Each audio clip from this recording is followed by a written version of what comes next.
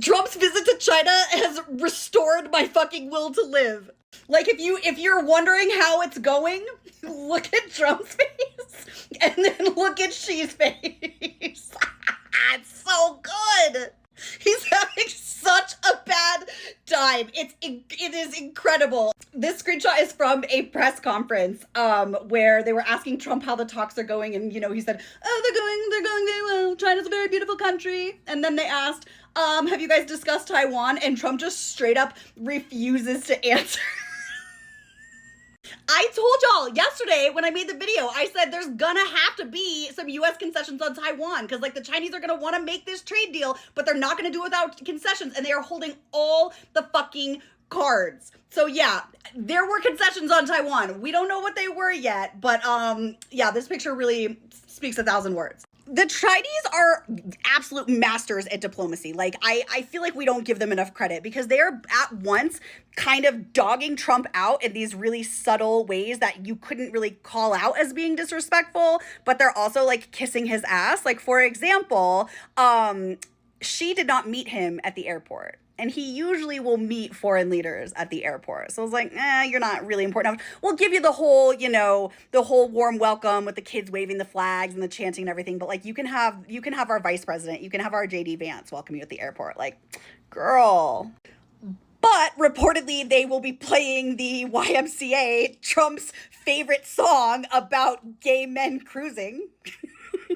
They'll be playing that at, the banquet honoring him. So, like, that's incredible. It's just, like, the Chinese have, like, such a good understanding of, like, American culture and politics broadly, but also just, like, who Trump is as a person and how to, like, both kiss his ass and hurt his feelings. Like, it is polite, diplomatic, psychological warfare, and, like, it has restored my will to live. Other fun highlights of the trip. CBS doesn't have anybody on the ground. Their visa got denied because that is China giving a big old middle finger to everybody's least favorite country in the Middle East with the blue and white flag, if you're picking up what I'm putting down, because CBS is functionally just propaganda for that fucking country that everybody hates, and China's like, no, you're not even getting in here. Get the fuck out. Oh, we love to see it. Also, Fox News apparently parked illegally just for 2 minutes is what they said. And they, the state surveillance apparatus caught them and issued them a ticket. And they're like screaming, crying, and throwing up about the authoritarianism. And it's like, what are you talking about? I thought you people loved law and order. I thought you were the law-abiding citizens. If the situation were reversed, you're telling me you wouldn't support giving a Chinese news crew a ticket for parking illegally? Follow the laws in the country and maybe you won't get a fucking ticket, assholes. Like, what a time to be alive. What a time to be Chinese. He loaded Air Force One with the most powerful names in American business: Apple, Goldman Sachs, Boeing, Qualcomm, Elon Musk. He flew halfway around the world to face President Xi Jinping of China, and he came back with absolutely nothing. 0 deals, 0 agreements, 0 wins, not one signed paper. The self-proclaimed greatest dealmaker in American history just got completely outplayed on the world stage by the one opponent he could least afford to lose to. But here's where it gets worse. This wasn't just a quiet diplomatic stumble. There was chaos, literal chaos, on camera. During a 2-day summit, American staff were caught on video screaming, "We gotta go. We gotta go right now. Get out of here," pushing through crowds. Scrambling for the exit. That's not a country that fears America. That's a country that doesn't respect the man leading it. And look at who Trump brought with him: the Treasury Secretary, the Secretary of State, Stephen Miller, Elon Musk. Now ask yourself, who was missing?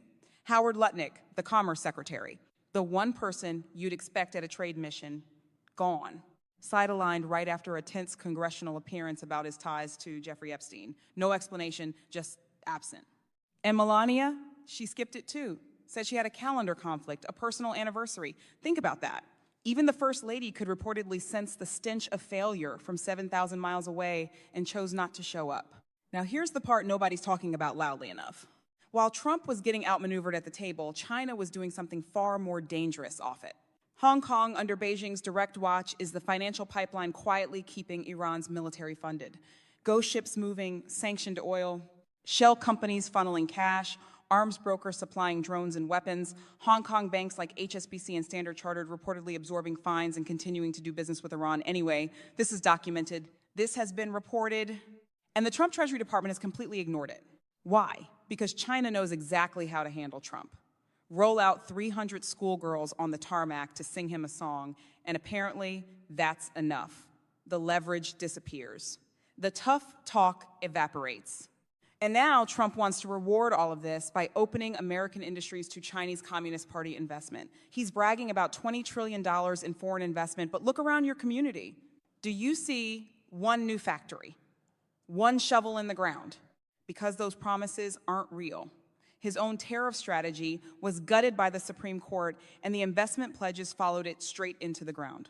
Every time Trump sits across from a world leader, Putin Xi, it doesn't matter he walks away smaller. They walk away bigger. That's not strength, that's a pattern. So here's the question I'll leave you with if this is what America First looks like on the world stage. What exactly is being put first? Drop your answer in the comments, because I think you already know China just disrespected the President of the United States in front of the entire world, and Trump didn't even see it coming. Here's what happened. Trump lands in China with 50 of the most powerful CEOs on the planet.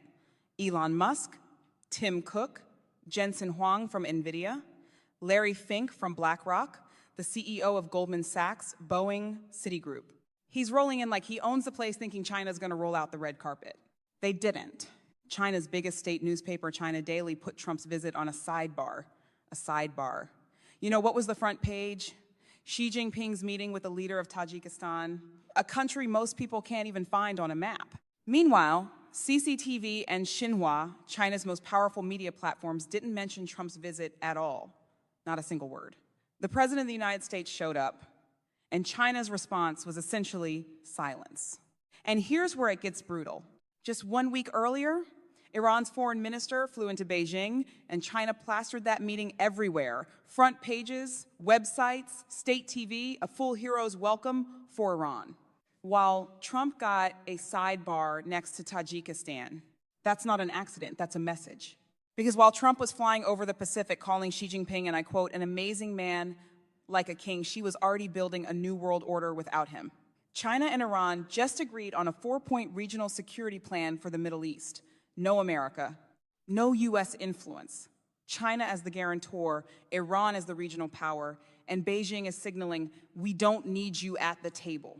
China's foreign ministry spelled it out before Trump even landed. Taiwan, don't bring it on. Sikhs will retaliate. Jimmy Lai, we're not discussing it. They literally pre-rejected every card Trump was planning to play. And Trump, he walked into this with his hand already on the table, told the press Xi is like a king, said he wishes his golden ballroom was finished so he could host Xi properly. The man negotiated against himself before the first handshake. Meanwhile, NVIDIA's stock hit an all-time high of $5.4 trillion just because Jensen Huang got on Air Force One. The US market moved on a seating arrangement. That's how thin this trip's actual substance is. Here's the real play China is running. Let Trump bring his CEOs. Let him feel like a star. Then offer him a headline, some vague big win, in exchange for looking the other way on Taiwan, keeping rare earth restrictions, and locking America out of the new Middle East order permanently. And Trump, desperate for a win, might just take it. So tell me, is this a diplomatic trip, or is America getting played in real time? Drop your answer below, because this is going to matter. He flew halfway around the world, and the country he landed in didn't even put him on the front page. Let that sink in. The President of the United States touches down in Beijing, and China Daily, the regime's flagship paper, leads with a story about Tajikistan. Trump gets a sidebar, a footnote, a polite little box on the corner of the page, and it's not an accident. Nothing in Beijing is an accident. CCTV's website, no mention. Xinhua, no mention. The most powerful propaganda machine on earth looked at the arrival of an American president and decided he wasn't worth the homepage. Anyone who understands China understands exactly what that silence means. It's a message. It's a slap. It's choreographed humiliation dressed up as indifference. And here's the part that should make your jaw drop. Just days before Trump's plane took off, Beijing rolled out the red carpet for Iran's foreign minister. Heroes welcome, front page splashes, photo ops with Wang Yi, joint statements about a new regional order in the Middle East with China in the driver's seat and America locked out of the room. Wang Yi called the U.S. strikes on Iran illegitimate, said it out loud, said it before Air Force One was even in the air. That was the warm-up. That was the appetizer. Then Iran's ambassador to China posts that no amount of American pressure can move Beijing off Tehran. China, the guarantor. China, the broker. China, the new security umbrella in the Persian Gulf. And what does Trump bring to counter all this? A traveling circus. Musk, Jensen Huang, Tim Cook, Larry Fink, Schwartzman, CEO after CEO crammed onto Air Force One like a corporate field trip. NVIDIA stock rockets to a $5.4 trillion valuation on the news alone. The market gets a sugar high, the American people get the bill, and Beijing yawns because Beijing already drew the red lines. No talk on Taiwan. No talk on Jimmy Lai. No bending on sanctions. We talk about what we want to talk about. You sit, you listen. Welcome to China. And Trump flashed his entire hand before he even landed, called Xi an amazing man, called him a king. A king who rules 1.4 billion people with an iron fist, and Trump said it like it was a compliment. Said he wished his golden ballroom was finished so he could host Xi back home. A ballroom, that's the pitch. Meanwhile, asked about Iran, asked about the war, asked about the bloodshed, Trump shrugs and says Xi has been relatively good. Relatively good. He's a friend. We get along. That's not diplomacy. That's surrender wrapped in flattery. And while he's posting AI memes of himself from 30,000 feet, saying out loud he doesn't care about the financial condition of the American people, not one bit, the most consequential power shift of our generation is being signed in a room he isn't even fully invited into. A new Middle East architecture. America out. China in, Iran rising. Taiwan squeezed, sanctions mocked, and the cameras at home will say he won. They always say he won, but the rest of the world is watching the sidebar. And the sidebar tells the truth. Trump's China summit was a masterclass in weakness, incompetence, and humiliation. So you may be wondering, what exactly did America get out of this trip with China? And it doesn't sound like a whole lot. Trump was able to secure a Boeing order that was reportedly cut in half to its original size. Industry sources thought it would be a 500 plane deal. Now it sounds like China only agreed to 200 planes. And we got some vague promises on soybeans. Meanwhile, China walked away with trade concessions, eased pressure on Iran, access to more AI chips, support for buying U.S. farmland, 500,000 student visas, and a U.S. president who won't clearly commit to defending Taiwan. After all of that, what was Trump's takeaway from his meeting with Xi Jinping? It was the ballroom. No, seriously, this is what he was posting about on his Truth Social. Not national security, not trade. The ballroom was his priority, and getting his $1 billion to build it. And then probably came one of the most embarrassing moments, if not the most embarrassing moment of the trip, when she reportedly told Trump that America is a declining nation. Any American president with a backbone would have pushed back on this notion, but no, that's not what Trump did. Instead, he posted on his Truth Social after the fact and said that he basically agreed with Xi, but blamed Biden for us being a declining nation, but then credited himself for us now being the hottest nation in the world. Call me crazy, but I don't think that an American president should go overseas and validate a communist dictator trashing our country. And I'll end with this. I noticed in a photo from this meeting of the two largest economies in the world that there was not a single woman at the table from either delegation. May 13th, 2026. The President of the United States, Donald Trump, stepped off Air Force One at Beijing Capital International Airport. Not alone, but flanked by 17 of the most powerful billionaires on the planet. Tim Cook of Apple, Elon Musk of Tesla, Jensen Huang of NVIDIA, Larry Fink of BlackRock, the CEOs of Goldman Sachs, Citigroup, Boeing, Visa, MasterCard, all of them flying together to China, the country America spent years calling its greatest rival, its biggest threat, its #1 enemy. And the question the entire world was asking in that moment was simple. Why? Why is the president of the most powerful nation on earth traveling to Beijing with his hat in his hand? Why are the kings of American capitalism boarding a Chinese red carpet? The answer to that question is the story of how America lost, how China won, and how Donald Trump's Beijing visit became the single most embarrassing diplomatic moment in modern American history. Stay with us because what happened over these 2 days in Beijing will define the next decade of global power, and most of Western media is not telling you the full picture. Let's go back to 2017. Trump visited China for the first time during his first presidency. Back then, China was cautious. Beijing was nervous about every American move. A small tariff increase could shake Chinese markets. American technology sanctions were a genuine threat. China needed America far more than America needed China, and everyone knew it. Fast forward to 2026, and you are looking at a completely different world.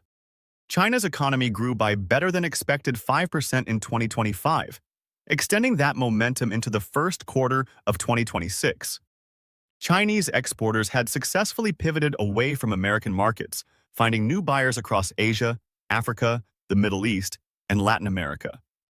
China's push for technological self-sufficiency had begun bearing real fruit, with homegrown chips and advanced manufacturing replacing what America tried to cut off through sanctions.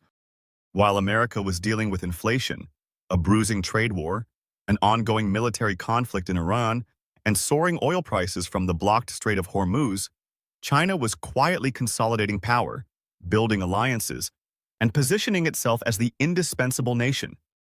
And when Trump launched his so-called Liberation Day tariffs in April 2025, thinking he could bully Beijing into submission just like he had done with smaller economies, China did something no other country had the courage to do. It hit back. Hard. Immediately. Without hesitation. China retaliated with its own tariffs, and then it did something even more devastating. It weaponized its dominance over rare earth minerals, the critical elements that go into everything from American fighter jets to AI supercomputers to electric vehicles to smartphones. Suddenly, the United States realized it had a massive problem. You cannot build a modern military without rare earths. You cannot build artificial intelligence infrastructure without rare earths. You cannot manufacture the technology that powers the 21st century without rare earths. And China controls approximately 80% of the world's rare earth processing. America had no answer. The tariff war that Trump thought he would win in weeks dragged on for months. 몬스터